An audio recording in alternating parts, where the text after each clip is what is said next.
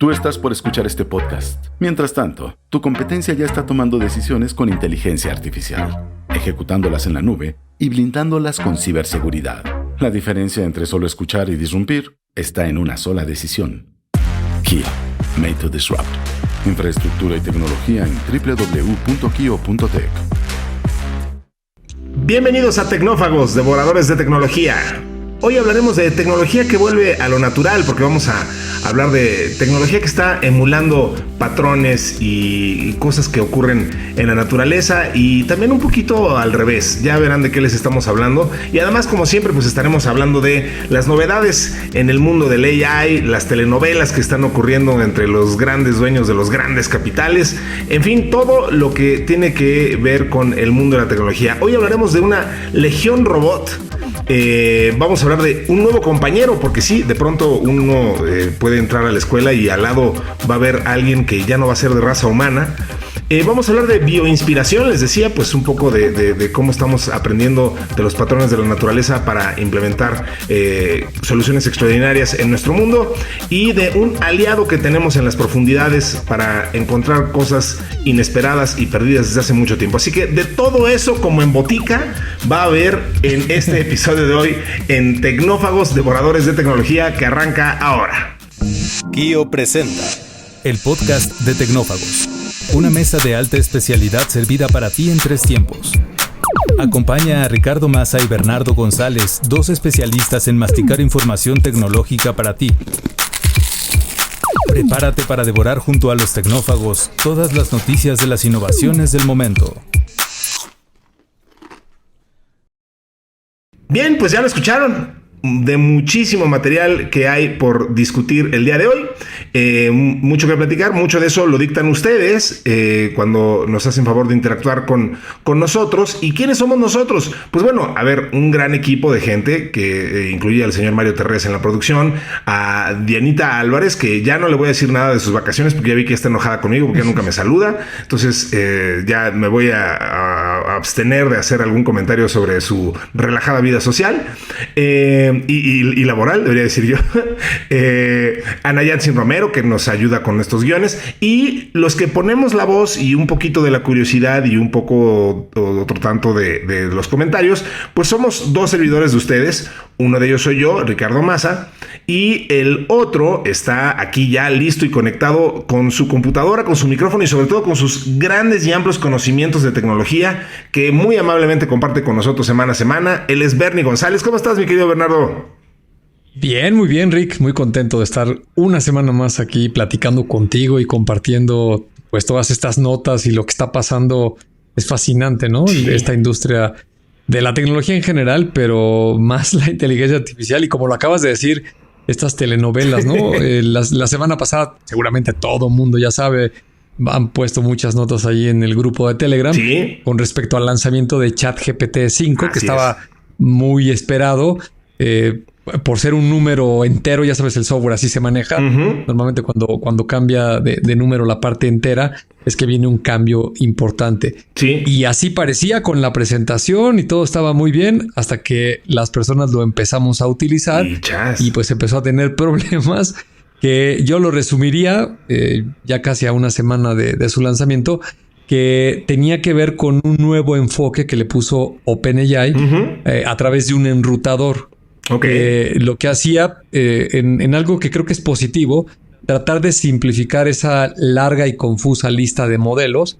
Recordarás que en algún momento teníamos el 4, desde el 3, 4O, pasando por el 4, el 4O, el Mini. El Mini, Nano, Pro. Entonces Ya era muy confuso esa lista de modelos. Uh-huh. Y entonces lo trataron de simplificar a uno solo, GPT-5. Sí. Y que el propio modelo identificara en el prompt que está tecleando el usuario si requería una consulta sencilla, que la responde de inmediato, o llamar al modelo, estos que se conocen como Deep Research, uh-huh, pues para darle varias pasadas, iteraciones y hacer una investigación más profunda.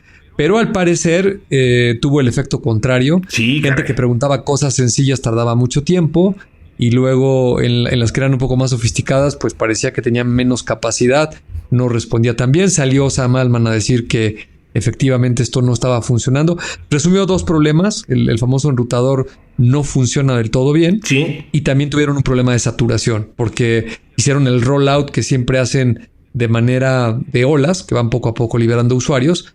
Pero al menos a mí me llegó ese mismo día y algunos amigos también vi que llegó bastante rápido. Entonces creo que se les juntaron las 2 cosas. Y pues al final ahí hubo varios problemas, ¿no? Sí, como que fue mucho más ágil esta salida,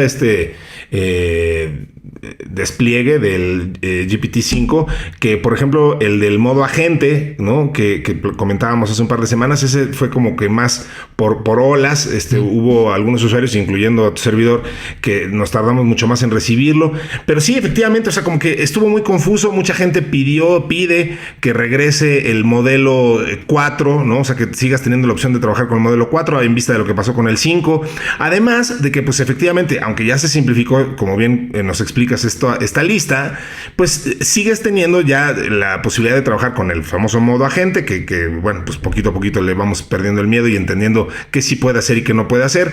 Pero también tienes, de pronto, como que dudas, ¿no? O sea, si quieres hacer una consulta, dices, bueno, sí quiero que investigue a fondo, pero no sé si entonces quiero activarle la función de que piense más tiempo, o quiero estar en el modo de estudia y aprende, en fin, ¿no? O sea, como que sigue habiendo todavía mucho. O si quiero usar mi propio GPT. Yo, por ejemplo, tengo entrenado un GPT propio que piensa en función de términos de mercadotecnia y publicidad, pero a veces obtengo muchas mejores respuestas del GPT-5 normal que el mío propio. En fin, o sea, como que es el tema de irle agarrando el gusto y entendiendo bien las diferentes personalidades que tiene esto. Y pues sí, de pronto puede ser un tema quizá más de marketing que otra cosa, ¿no? El cómo vas anunciando esto y cómo la gente lo va percibiendo.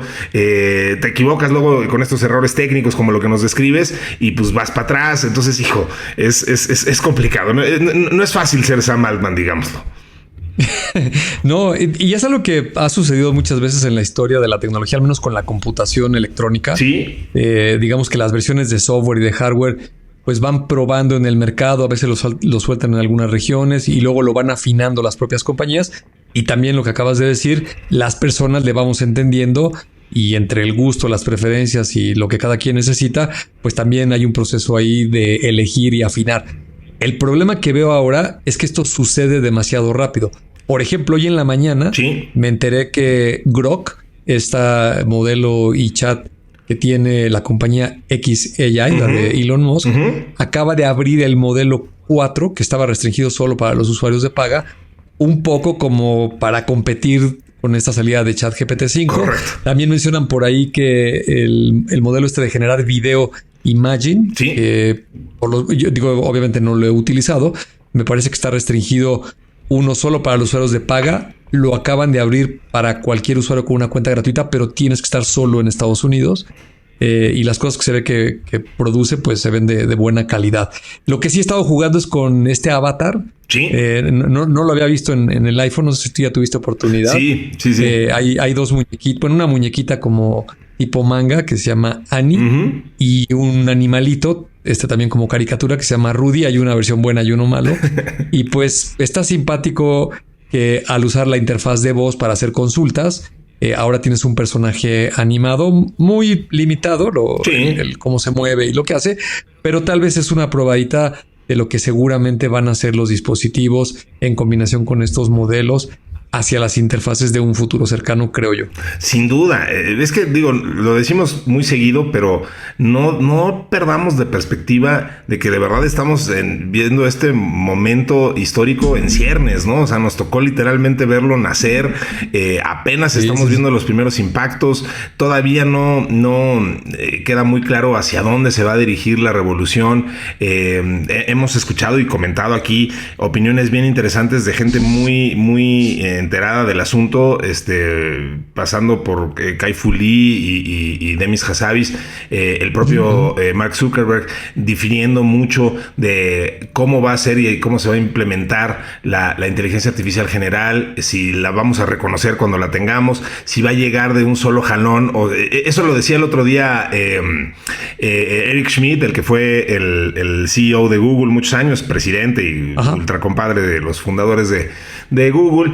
en un podcast muy interesante estuvo platicando de eso y dijo que la inteligencia artificial general no va a llegar así un día a decir, ¡ay, ya llegamos, aquí está y se las presento! O sea, dijo, pues esto es algo que va a emular el cerebro humano y por lo mismo, pues el cerebro humano no es una cosa, no es una inteligencia, no es una función, son múltiples funciones, múltiples capas y las iremos alcanzando en distintos momentos, en distintas iteraciones de otras cosas y entonces un día ya estaremos en ese punto, más rápido que tarde, estaremos llegando a ese punto, pero no va a ser como el 13 de junio fue el día que alcanzamos la inteligencia artificial general. Me parece una perspectiva muy interesante, ¿no? Entonces, bueno, en fin, o sea, sí, el chiste es que esto está apenas comenzando y lo que también está empezando es este podcast y ni siquiera hemos dicho a la gente que nos puede contactar a través del grupo de Telegram que ya mencionaste. Ahí estamos, descarguen la aplicación de Telegram si no la tienen ya y busquen la palabra Tecnófagos. Ahí estamos todos, un montón de gente muy entusiasta y participativa compartiendo temas que les parecen interesantes y que nosotros traemos aquí a este podcast. Si nos están escuchando en Spotify, pues ranquenos, activen las notificaciones, no se pierdan ningún episodio. También estamos en YouTube. En fin, no mencioné, Bernie, que hoy vamos a tener también algo muy especial. Vamos a tener una entrevista, una plática con nuestra querida amiga Gaby Broca respecto... Bueno, que ahora está como country manager del grupo Electrolar, que nos invitaron a un evento muy, muy, muy particular, el Electronics Home México, que bueno, pues ahí convergió toda la industria de la tecnología dirigida a casa, oficinas, un evento B2B bien padre, al que tuvimos oportunidad de cubrir, de platicar. Yo tuve oportunidad ahí de interactuar con varios stands, con varias marcas, y en fin, al ratito platicamos muy a profundidad de esto con Gaby. Pero mientras tanto, Bernie, ¿qué te parece si arrancamos con nuestra primera nota del día? Esto que hemos llamado Legión Robot. La entrada de hoy. Una fresca selección con las noticias del momento. Científicos de la Universidad de Hanyang en Corea del Sur han desarrollado un enjambre de microrobots magnéticos. Más que un enjambre, es una especie de marabunta. Ahorita hacemos la distinción, pero bueno, es un montón de microrobots magnéticos capaces de mover y manipular objetos de forma coordinada, imitando comportamientos colectivos de la naturaleza. Lo hacen sin cables, sin baterías. Son unos microcubitos y no tienen contacto directo físico entre ellos. Es un ejército de robots hormiga magnéticos que son capaces de levantar 2000 veces su peso. Bernie, eso es espectacular, y pueden guiar organismos o flotar sobre el agua. Entonces estos diminutos robots, que insisto tienen forma cúbica, se unen con precisión quirúrgica para mover objetos que, insisto, son cientos de veces o miles de veces más grandes que ellos. Apenas miden 600 micrómetros de altura. Para que tengan una referencia, eso es más chico que la cabeza de un alfiler. Están fabricados con epoxi y partículas magnéticas de neodimio, un elemento que no existía cuando yo estudié la tabla periódica, hierro y boro. Y cuando se exponen a un campo magnético rotatorio generado por dos imanes externos, cobran vida, por así decirlo. Esta robótica de enjambres durante muchos años ha sido un campo experimental. Ya hemos leído sobre ella. Ha habido estudios previos centrados en robots esféricos, pero este enfoque de cúbico pues da una mayor superficie de atracción magnética y pues aparentemente fue mucho más exitoso porque cada robot puede cambiar su patrón magnético. Y bueno, pues estos microrobots dependen completamente de un campo magnético externo para moverse. No tienen sensores ni pueden ser autónomos. O sea, digamos que son muy obedientes, pero no pueden ser autónomos. Y pues la visión a largo plazo es muy ambiciosa. Es usar estos robots para tratamientos médicos mínimamente invasivos. Pueden liberar medicamentos en arterias obstruidas, en zonas inaccesibles del cuerpo humano. En fin, pues cuántas aplicaciones no se te ocurren de un ejército de microrobots, de cada uno, insisto, más chiquito que la cabeza de un alfiler, que pueden actuar así en concordancia, creando figuras o formas o cargar cosas. Pues la verdad es que se antoja con algo que tiene múltiples aplicaciones e implicaciones, ¿no? Sí, absolutamente. Fíjate que llevamos varios episodios, obviamente hablando de robots, no sé por qué extraña razón. Como que y también hemos mencionado algunas notas que hablan de estos robots microscópicos o tamaño nano, algunos incluso que se pueden insertar en el cuerpo humano. Parece que estos son un poquito más grandes, del tamaño de la cabeza de un alfiler, serían al menos visibles. Y mientras te escuchaba ahorita narrar la nota de escribir todo esto que hicieron en la universidad allá en Corea, me acordé, seguro la viste, una película que se llama Big Hero 6. Ay, claro, sí. Es una película de Disney. Ajá, que es un, pues como el muñeco este de Michelin de las llantas. Exacto, de hecho es de color blanco, así todo gordito. Sí, sí. Y se supone que creo que son dos hermanos. Aparte está situada en un lugar ficticio que se llama San Francisco, que es como la mezcla de San Francisco y Tokio. Correcto. Pero hay una parte en la película que el protagonista, que es un niño, desarrolla unos nanobots que encajan perfecto con esta descripción. Son magnéticos y él se pone, si no estoy equivocado, si lo recuerdo bien, creo que se pone una banda en la cabeza. Correcto. Y entonces él se imagina estructuras y estos pues pedazos magnéticos, que cada uno es un robot, forman un enjambre y empieza a hacer estructuras, ¿no? Sí. Me parece que una vez más la ciencia ficción, sí. Hollywood, bueno, en este caso Disney, se adelanta con estos guiones y con estas ideas que por supuesto tendrán su fundamento científico. Claro. Yo siempre he creído que la gente, o mucha de la gente que escribe ficción y particularmente cuando relacionas con tecnología, pues son personas que deben tener conversaciones, hacen un poquito de investigación con lo que está pasando muy en la ciencia dura y pura, cuando todavía no hay implementaciones comerciales, tal vez ni siquiera lo tienen los centros de investigación, se enteran de qué podría hacerse con los materiales, con fenómenos físicos, químicos, biológicos, echan a volar su gran imaginación y ensamblan estas historias que luego más años adelante pues empiezan a tener su matiz de realidad. Y ahorita que decías esto que pueden levantar, me parece que dijiste 2000 veces su peso. Sí.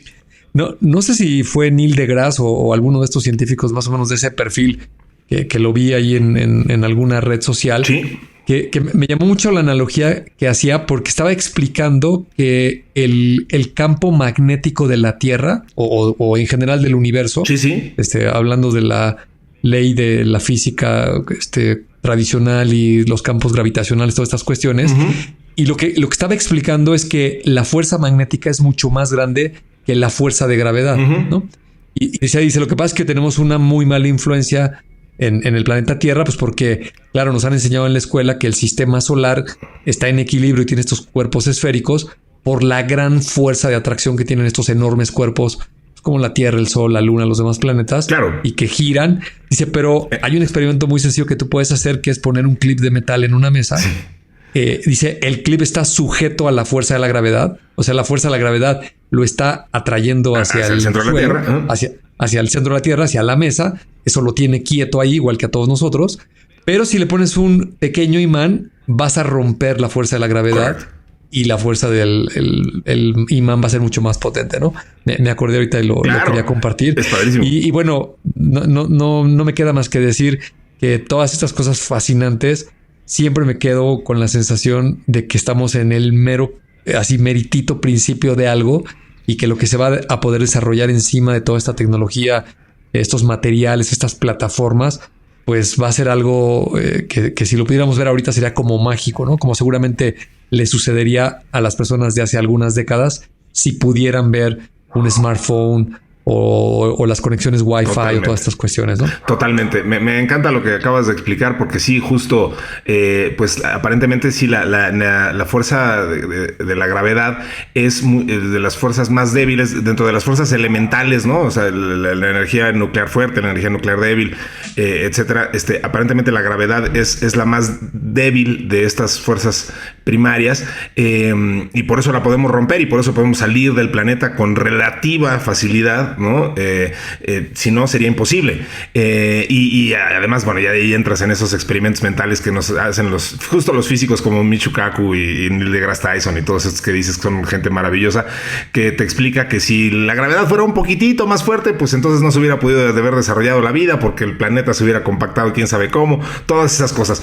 Última nota que hago de lo que comentaste, me recordaste a mi querido maestro de literatura, Óscar Martínez Agis, que no sé si escuche este podcast, pero si sí lo hace, le mando un cariñoso saludo, que me explicó alguna vez que esto que mencionabas de los escritores de ciencia ficción, la gran maravilla que tiene Isaac Asimov, que es obviamente pues, uno de los más grandes escritores de ciencia ficción de todos los tiempos, versus algunos de los más clásicos como Julio Verne o etcétera, es que Isaac Asimov fue el primer futurista, a diferencia de ser un escritor de ciencia ficción tradicional que simplemente como que antes se imaginaban cosas y decían, pues estaría padre llegar a la luna, y me lo imagino más o menos así. Isaac Asimov fue el primero en efectivamente aplicar las leyes de la física y informarse muy bien sobre ellas y decir, esto es posible y esto sí puede ocurrir y la robótica sí va a permitir esto, y por eso hoy en día seguimos hablando de lo que él pensó como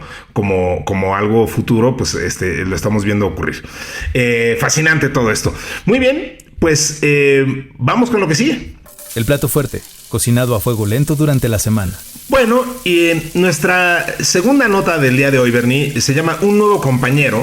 Y decía yo en la intro que de pronto nos va a empezar a pasar, sobre todo a los que empiecen a estudiar en estos años venideros, que pues vas a voltear al lado a ver a quienes tienes de compañeros de aula y pupitre, y de pronto vas a descubrir que al lado puede haber un robot. Esto ya pasó, está muy chistosa esta nota. Un robot humanoide impulsado por inteligencia artificial fue admitido como estudiante de doctorado en una de las universidades de artes más prestigiosas del mundo. Esto según un reporte de Shanghai News. Esto ha creado obviamente opiniones encontradas en redes sociales y pues trae muchos interrogantes a la mesa. A ver, ¿qué es lo que pasó? Este androide es conocido como Shueva 1 y no es simbólica, fue admitido como, o sea, el proyecto es admitirlo como un aspirante humano que tuvo que superar un proceso de evaluación, hizo su examen de admisión, cumplir con los requisitos, o sea, tiene que pasar sus materias, va a tener que disertar una tesis, en fin, está inscrito en el doctorado en drama y cine, además qué interesante, con especialización en diseño de artes escénicas digitales, y enfoque en la ópera tradicional china, Dios mío. Va a empezar clases el próximo 14 de septiembre y insisto, va a estar en clases presenciales, va a estar con todas las actividades académicas. Su guía, por si les interesa ese dato, se va a llamar Yang Qingjing, que es profesora de la Academia de Teatro de Shanghai y mentora del robot. Entonces, Shueva 1 fue desarrollado por la Universidad de Shanghai para Ciencia y Tecnología en colaboración con la empresa DroidUp Robotics, y pues el robot mide 1.75 metros, pesa 30 kilogramos, es totalmente humanoide, parece hombre, tiene forma de hombre. Está cubierto de silicón, tiene más de 100 expresiones faciales y pues tiene un conjunto de cámaras integradas en los ojos, tiene sensores de movimiento, en fin, es un androide bastante antropomórfico a propósito, y pues puede modificar su altura y su aspecto físico para así imitar la apariencia de diversas personalidades, incluyendo figuras históricas y personajes de anime. No sabemos si Shueva 1 va a poder desempeñarse en el futuro como director de ópera en un museo o teatro, pero ciertamente está estudiando para ello. Y digo, la gente que egresa de esta complicadísima carrera que les describí, típicamente también actúa como vocero digital, conectando el patrimonio cultural chino con el público. Digo, lo peor que puede pasar es que se pierda la base de datos de más de 30,000 gigabytes con la que fue entrenado y pues que lo degraden a un dispositivo convencional de captura de movimiento en un laboratorio. Pero bueno, pues ahí está este proyecto que insisto, pues parece más un proyecto social que tecnológico, o quizá una mezcla de ambas, y pues muy interesante. No sé qué opinión te merece esto, Bernie, de que hayan puesto a este robot muy humanoide a estudiar una carrera, además una carrera totalmente el rubro de las artes escénicas. Pues qué interesante. ¿Qué te parece? Sí, pues mira, me parece muy peculiar. Y creo que cada vez vamos a empezar a ver más casos de estos que aparezcan. Porque por un lado, ya sabemos que la inteligencia artificial, me refiero a los algoritmos, al software básicamente, pues sí puede hacer estas funciones mucho más allá de un doctorado. Un ejemplo claro es lo que pasó con AlphaFold. En 3 versiones de ese sistema y de esos algoritmos, claro, asistido por un montón de biólogos, químicos y ingenieros científicos.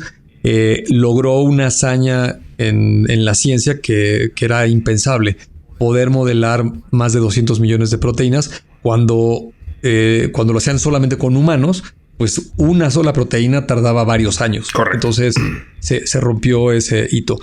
Si hablamos fuera de la ciencia, los juegos como el ajedrez, el Go, no se diga los videojuegos, etcétera, pues también todos estos sistemas ya están más que demostrados de sus grandes capacidades.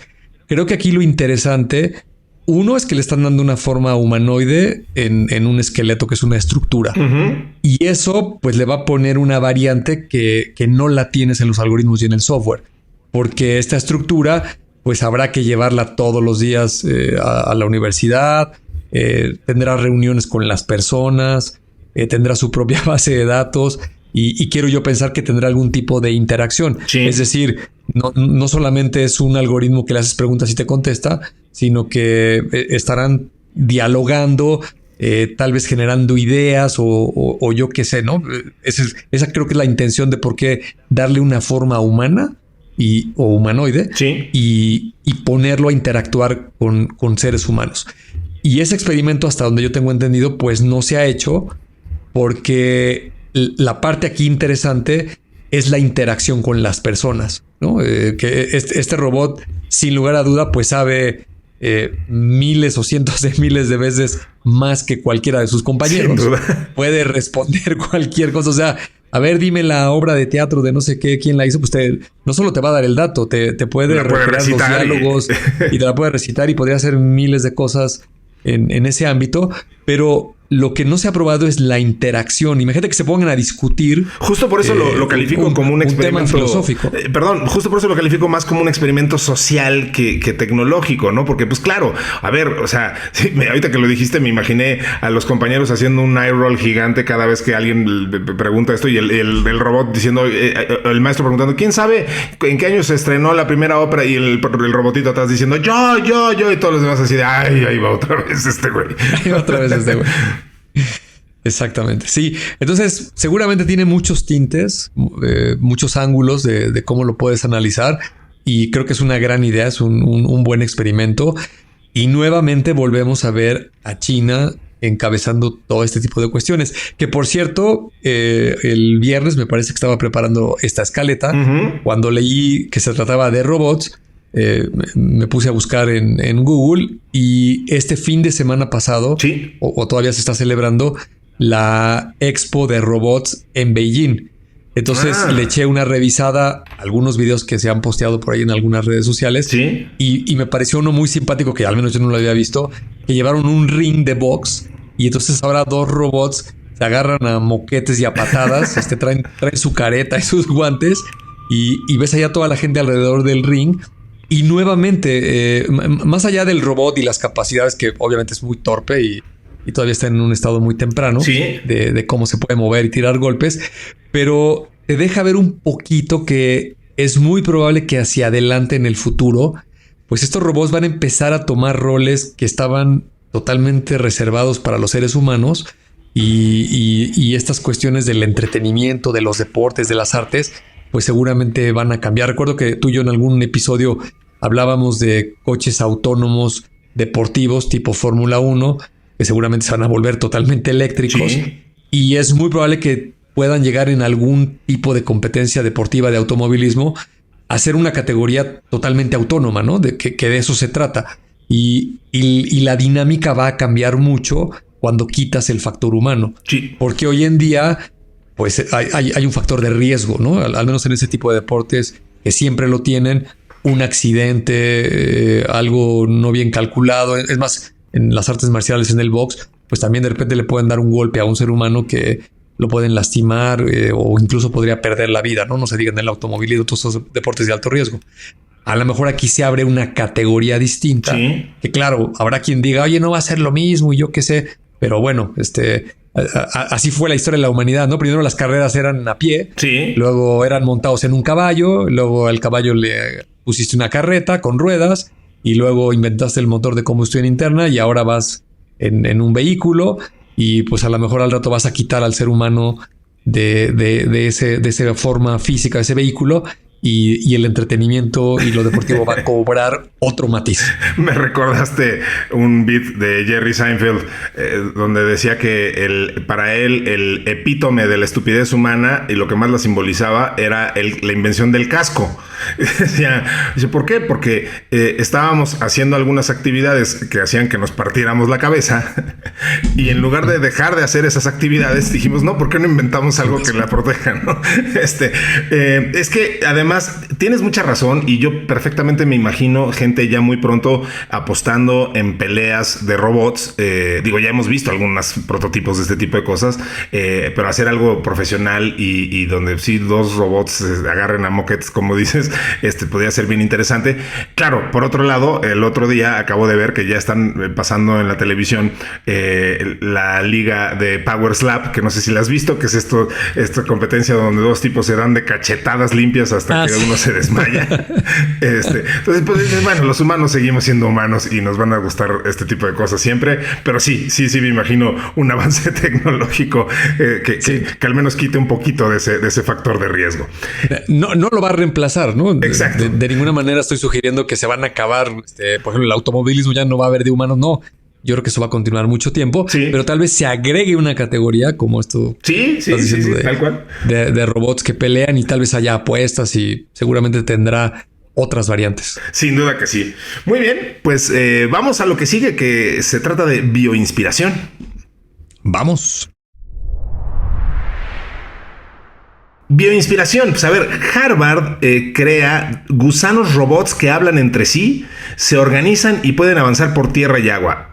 Cada uno de estos gusanos mide 30 centímetros de largo y busca el entrelazamiento con sus iguales. Cuando lo hacen, forman una estructura capaz de avanzar sobre cualquier superficie.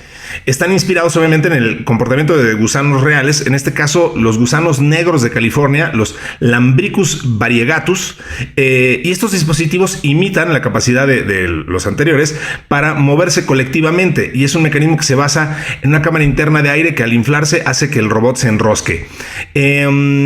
Bueno, esto fue desarrollado en la escuela de Harvard, específicamente de John A. Paulson School of Engineering and Applied Sciences, y replicaron pues este fenómeno observado en la naturaleza y bueno, pues uno de los retos actuales del equipo es lograr una versión totalmente autónoma del sistema, es decir, sin cables ni controladores.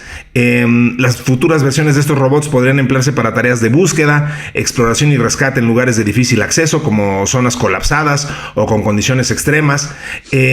Pues un poco lo que platicábamos, o sea, esto de emular las conductas de insectos o de otro tipo de bichos, en este caso de estos gusanitos, pues justo permite eso, ¿no? O sea, aprender de la naturaleza para lograr cuestiones que antes hubieran sido imposibles. En este caso, pues estos gusanos que se entrelazan, pues pueden adquirir este tipo o llegar a lugares que antes hubieran sido imposibles de acceder.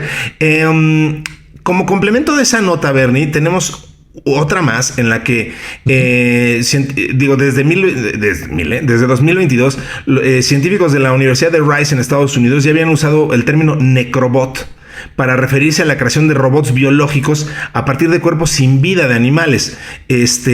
Por ahí nos ponían una información bien interesante de una nueva área de investigación que se denominó la necrobótica. Yo no había oído de este término y tampoco de estos experimentos, pero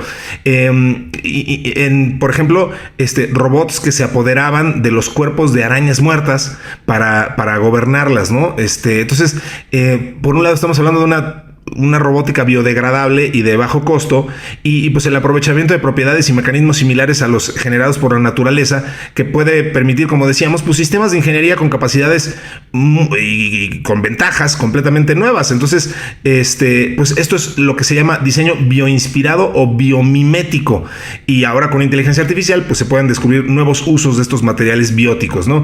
Esto apenas está en las primeras etapas de desarrollo, pero pues como decíamos, tiene un potencial muy prometedor.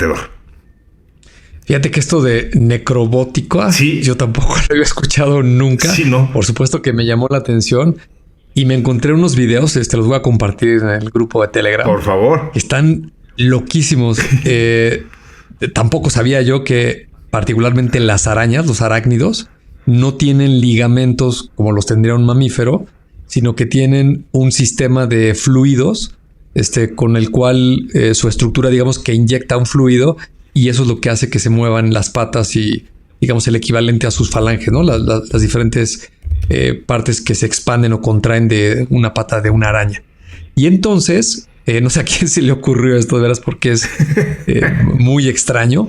En el video toman una pequeña arañita muerta. Sí, justo eso es lo que vi. Y con una jeringa muy, muy delgada, la aguja, como si fuera de insulina, la insertan en la araña, ¿no? Y aparte debe ser en una parte especial. Y se ve que la jeringa tiene un líquido, o no sé si aire, y le inyectan. Y entonces la araña abre todas las patas, ¿no? Como si fuera una de estas grúas o estas maquinitas que atrapan regalos. Sí, muy perturbador. La que tiene un gancho y la bajas y sacas ahí el muñequito.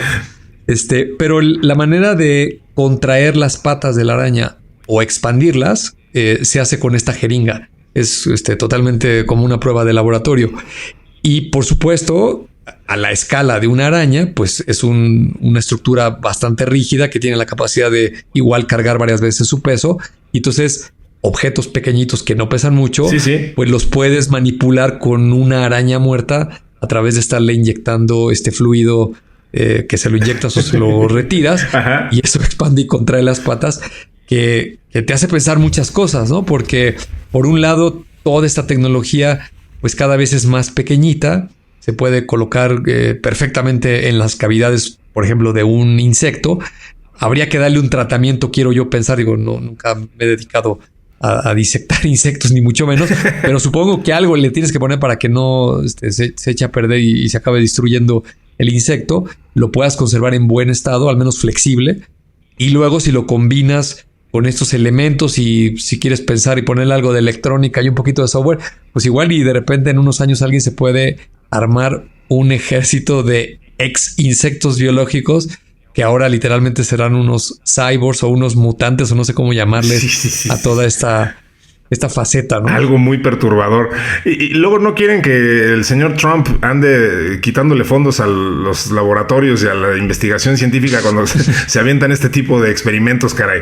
O sea, de por sí el señor luego no le entiende mucho. Ya ves que en su informe de gobierno, en el State of the Union, como le dicen, dijo que habían quitado fondos a algunos experimentos científicos y mencionó como ejemplo, porque estaban destinando fondos a crear ratones transgénero, dijo, ¿no? Y alguien ya después lo corrigió y dijo, no, a ver, lo que el señor Trump quiso decir era que eran ratones transgénicos, que no es lo mismo. Pero bueno. Pequeña diferencia en la semántica. Entonces, y digo, luego que nadie le platique este experimento de andar gobernando arañas muertas, porque sí, seguramente retiraría los fondos de la universidad, y de por sí ya ves que no se lleva muy bien con la Universidad de Harvard, digamos. Pero mira, como alguien dijo por ahí, afortunadamente esto nomás va a durar unos 3 años y medio, que creo que es lo que le falta. Y esperemos que después de esta etapa haya como un renacimiento, porque efectivamente parece algo muy perturbador, muy loco, pero estas son las grandes hazañas de la ciencia, donde alguien de la manera, pues tal vez más absurda en su momento, incomprensible, pues hacen descubrimientos que después, años más tarde, alguien le encuentra una aplicación que sí tiene un gran beneficio para la humanidad. Por supuesto, no. Claro que conste que estaba bromeando, pero sí. Por supuesto que sí. Y además, qué bueno que se hagan este tipo de estudios. Bueno, vamos con nuestro último tema del día de hoy, Bernie. Vamos a hablar de aliados en las profundidades. Siempre queda un espacio para el postre. Aliados en las profundidades. Se trata de una investigación de una universidad, en este caso de la Universidad de Oxford y Southampton, ambas en el Reino Unido, que aplicaron métodos de teledetección combinados con técnicas de inteligencia artificial, en particular una red neuronal, para localizar pecios, es decir, restos de naufragios, localizar el impacto ambiental que dejan sobre el entorno en lugar de buscarlos directamente. Entonces, esta identificación es posible incluso cuando estos se han desintegrado completamente o se han desperdigado en partes por la acción de los vientos, las corrientes oceánicas, las olas y el tiempo. Según la UNESCO, los océanos y lagos del planeta albergan más de 3 millones de naufragios. Qué cosa, nunca me hubiera esperado ese número. Sí. Solo se conoce la ubicación del 10%. Por ello, la inteligencia artificial se está convirtiendo en un muy valioso aliado para encontrar restos de naufragios. Eso es a lo que se refiere el término pecio, por cierto. Los naufragios pueden ser una fuente importante de contaminación de los ecosistemas marinos como consecuencia de los propios materiales con los que se construyeron los llamados pecios y los posibles derrames de combustible residual, municiones y metales pesados corroídos. Entonces, durante la última década, varias investigaciones han combinado teledetección y ahora inteligencia artificial para la identificación directa de barcos hundidos, pero necesitan imágenes muy claras de alta resolución, lo que en gran parte depende del entorno en el que se hundieron. Entonces, por eso, y para sortear estas dificultades, pues el equipo decidió emprender una búsqueda indirecta basada en el análisis de las imágenes por satélite de la huella ambiental que dejan los pecios y no del pecio en sí, que queda definida sobre todo por un material del que están hechos muchos de los barcos hundidos en naufragios, es decir, el hierro.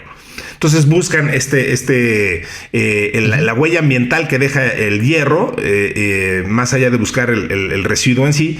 Y entonces, gracias a eso, pueden ubicar estas zonas de naufragio. El desarrollo de arrecifes negros, que así se les llama a estos espacios, se han asociado casi exclusivamente con la presencia de restos de naufragios, ya que requiere cantidades relativamente grandes de hierro. Y esta colaboración oscura es la que han buscado en las imágenes por satélite. Qué interesante que haya toda esta industria, no sé si llamarla así, pero todo este tema de identificación detrás de naufragios. Insisto que no me esperaba una cifra tan alta como de 3 millones de naufragios, y que además solo tengamos la ubicación del 10%, ¿no? Me sorprende mucho esta información, Bernie. Sí, son de esas notas que pues nunca te pones a pensar de cuántos naufragios habrán existido en la historia de la humanidad. Por ejemplo, yo leyendo la nota, lo primero que me vino a la mente es que muchos de los que he visto en documentales pues son grandes arrecifes. Es decir, se hundió una embarcación y se convirtió en coral, arrecifes y atrajo un montón de peces. Y lo primero que pensé, dije, oye, pues esto no tiene nada de contaminante.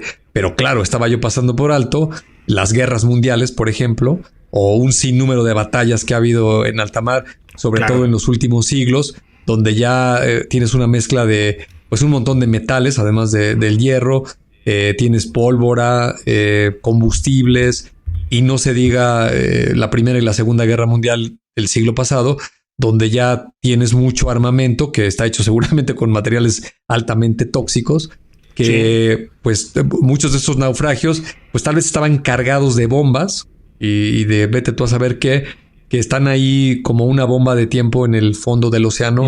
Y aparte el propio naufragio pues está deshaciendo, ¿no? Por ejemplo, el metal, el acero, se va corroyendo, se va oxidando evidentemente con toda el agua del mar, y puede ser factible, quiero yo pensar, no soy experto, pero tal vez estas bombas o donde estaban almacenados esos materiales, pues eventualmente se van a abrir y van a liberar su contenido al mar, y pues con las consecuencias de que puedan contaminar a la fauna marina, y luego se va a hacer el ciclo alimenticio y esto puede acabar dañando a las personas. Pero fíjate, algunos datos que investigué que te van a parecer tremendamente obvios. Le pregunté a ChatGPT cuáles son las regiones donde mayormente se concentran estos naufragios y los pecios, que los pecios, como acabas de decir, son pedazos o partes de una embarcación. Y el número 1 es el Mar Caribe y el Golfo de México. Correcto. La razón, principalmente, pues todas las rutas durante la colonia, el comercio, y es una zona de huracanes y también ha tenido muchas batallas y guerras. Además del Triángulo de las Bermudas, no olvidarlo. Y el Triángulo de las Bermudas. No creo que haya mucha cantidad por esa razón, pero sí ha de tener ahí sus buenos naufragios. El segundo, el Mar del Norte y el Canal de la Mancha, principalmente guerras mundiales y el comercio intenso. Y por supuesto, del siglo pasado, principalmente el Pacífico Sur, ¿no? Micronesia, Filipinas, grandes batallas que se han librado en todas esas partes, y ya en cuarto lugar el Mediterráneo. Entonces, pues sí, imagínate desde tiempos milenarios, que eran embarcaciones tal vez de madera, si están en las condiciones que más o menos se puedan perdurar, por el paso de los siglos, pues tal vez se puedan encontrar algo por ahí. Y en ese sentido, me llamó muchísimo la atención. De hecho, es un libro que lo leí y me gustó mucho en su momento.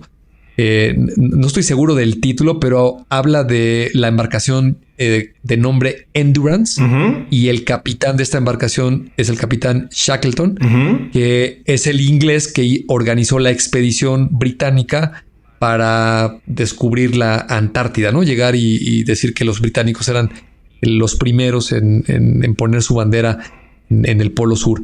Y es una gran historia porque la embarcación encalló en medio de la Antártida. Obviamente viajaron en el verano, pero había demasiado hielo y se acabó hundiendo la embarcación. Rescató a toda su tripulación. Hay toda una historia por ahí. Sí. El barco se hundió en 1915 y en el año 2022, a una profundidad de 3 kilómetros, 3.008 metros, fue descubierto y el barco está prácticamente intacto. Wow, por las condiciones del hielo, por la temperatura. Ajá, la razón es las bajas temperaturas del mar en el sitio donde se hundió. Hace que los organismos, yo tampoco sabía este dato, se llaman xilófagos, que son los principales, una especie de moluscos que se comen la madera. Evidentemente el barco Endurance estaba hecho principalmente de madera. Sí. Y tú pensarías que pues después de más de 100 años pues ya no quedaría absolutamente nada. Pues no, el barco, su madera y sus cuerdas y todo lo que tenía está casi como el día que se hundió, gracias a las bajas temperaturas. Entonces seguramente hay muchísimos lugares en este planeta que mayoritariamente está cubierto de agua, principalmente océanos, un poco de ríos y lagos. Pues imagínate cuánta cantidad de cosas, no solo embarcaciones, lo que se te ocurra. Acá en México, para los que nos escuchan de fuera de otros países, pues las culturas precolombinas pues eran muy adeptas a aventar humanos con tesoros y cualquier cantidad de cosas en ríos, cenotes y lagos por todas partes. Sí. Entonces, pues muy interesante toda esa categoría de andar buscando, pues déjame decirlo, de alguna manera basura o materiales que pudieran contaminar. Sin duda. Qué interesante. Me recordaste que he estado viendo una serie que, caray, no me acuerdo en qué plataforma la estoy viendo. Me parece que es de History es de History 2. Voy a buscar bien el dato porque creo que lo estoy diciendo mal, pero la serie se llama El mundo después de los humanos. Y trata de ir haciendo progresiones cada vez mayores de qué pasaría a la semana, a las 2 semanas, a los 10, a los 100, a los 200 años de que desaparecieran los humanos. Usa mucho AI para hacer estas proyecciones.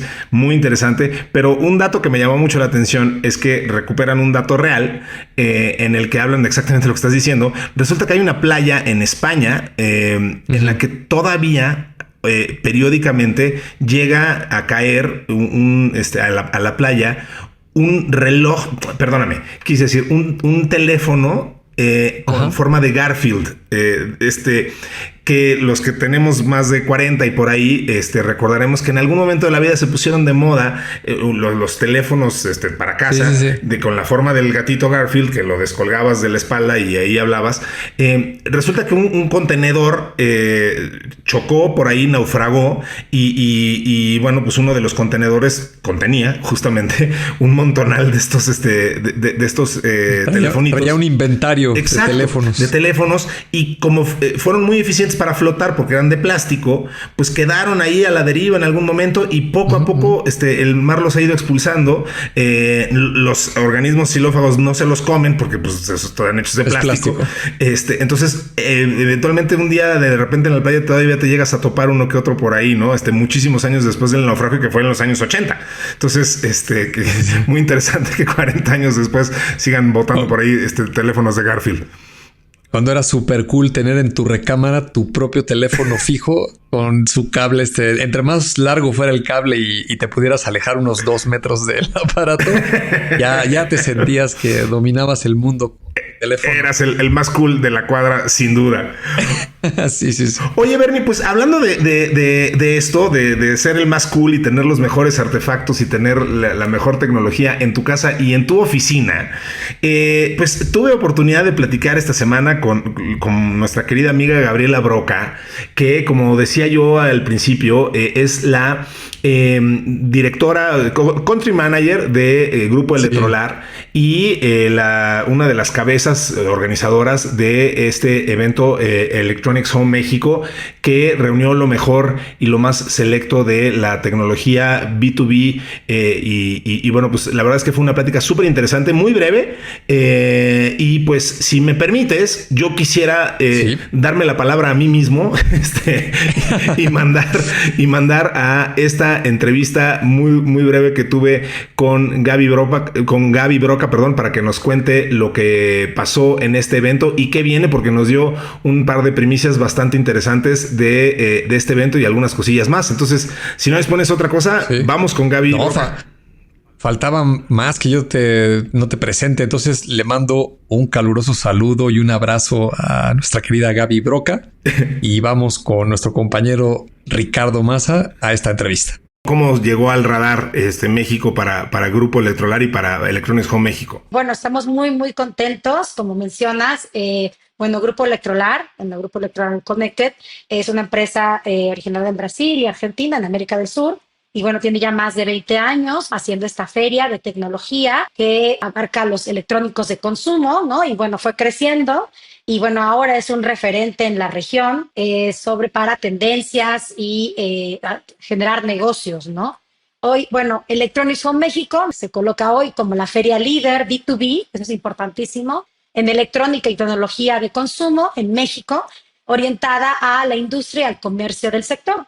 Y es un punto de encuentro único donde convergen fabricantes, distribuidores, mayoristas, minoristas, prensa especializada y en un entorno, ¿no?, controlado y totalmente profesional, de tendencia. Y bueno, pues la segunda edición se llevará a cabo, estamos muy contentos, ¿no?, del 15 al 17 de junio del 2026, pues por todo éxito que tuvimos, todo este éxito que tuvimos también y por toda la gente que fue y que creyó en nosotros, en este proyecto y que hoy nos acompaña y sobre todo que también cree en el propósito. Tú y yo hemos conversado muchísimo de lo que es importante en todo lo que hacemos, ¿no? De tener un propósito y creo que llevar a México a ser el referente en América Latina no solo es algo que le corresponde a México, que le toca y que es el lugar perfecto. Me encanta porque sí, justo hemos visto crecer México en el radar de este tipo de eventos y pues que cada vez se estén realizando más eventos de esta envergadura como Electronics Home México, pues la verdad es que sí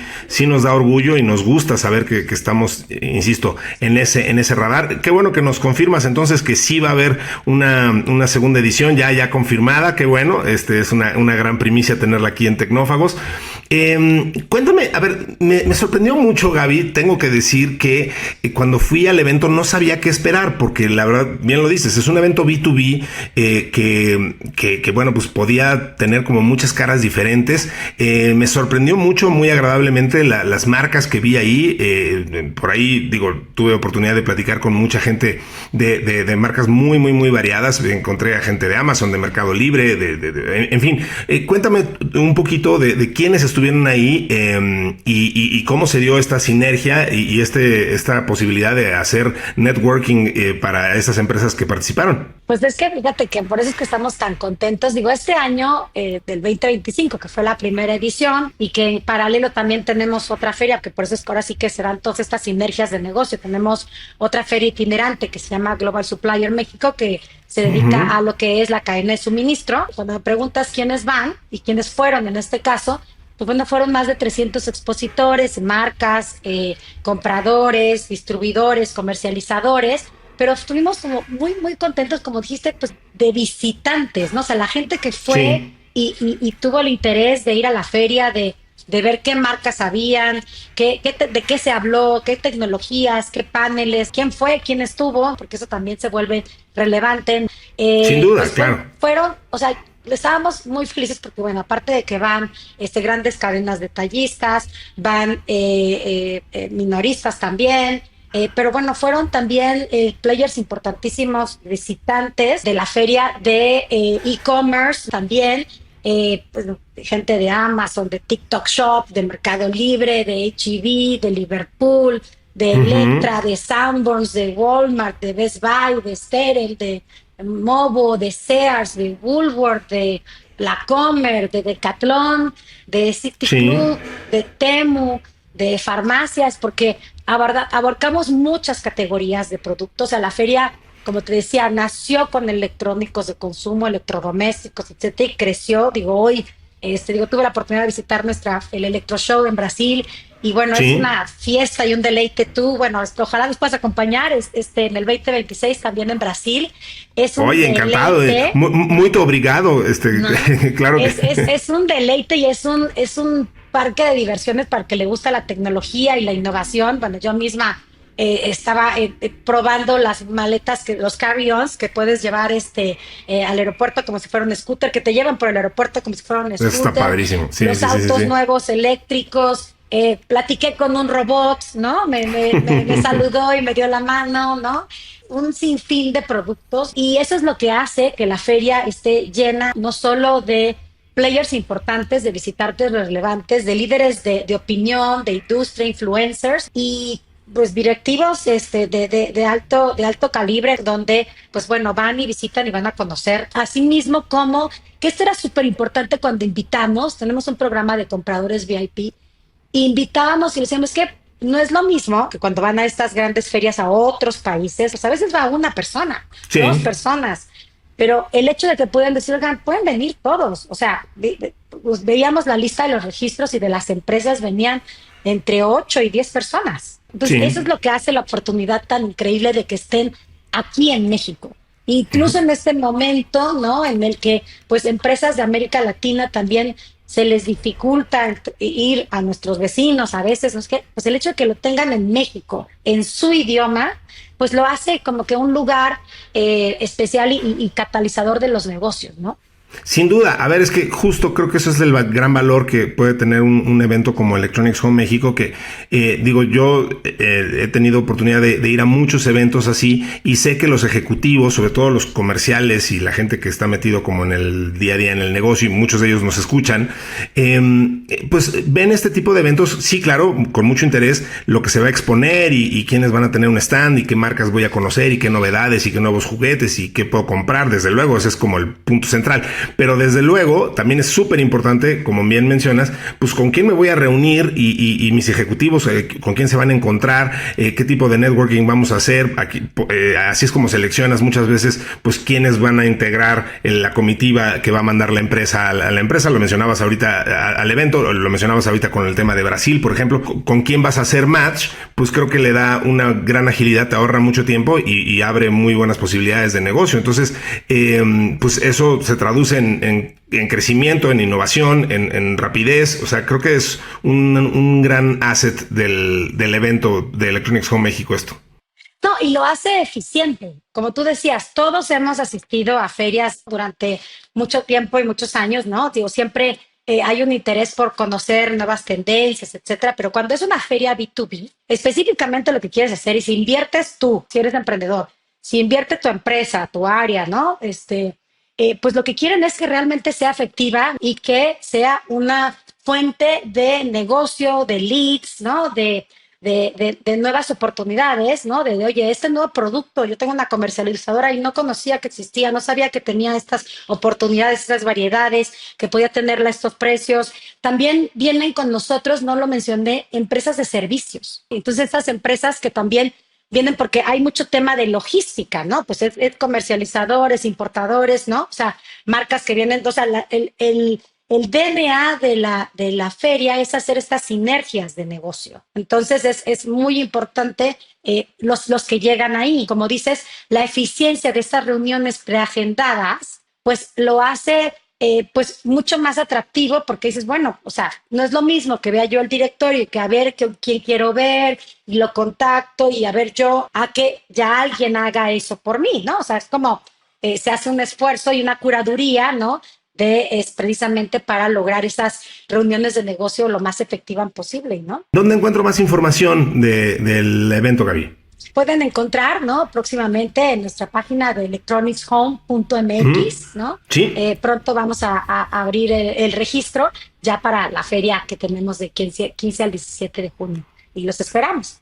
Muy bien, pues ahí estuvo esta conversación. Muchísimas gracias a todos por habernos escuchado. Eso es todo por el día de hoy, mi querido Bernie. Se nos acabó el tiempo, pero yo le quiero agradecer profundamente una vez más a Mario Terrés en la edición, a Nayansi Romero en la redacción, a Dianita Álvarez en la producción, y por supuesto a ti y a toda la gente que nos hace favor de escucharnos, a la gente que se suma al grupo de Telegram, y pues nos escucharemos pronto, si Dios nos presta vida, dirían por ahí. Esto lo veremos y lo escucharemos la próxima semana. Así es, nos vemos y nos escuchamos aquí en Tecnófagos la siguiente semana. Eso será aquí en Tecnófagos, Devoradores de Tecnología. Hasta entonces.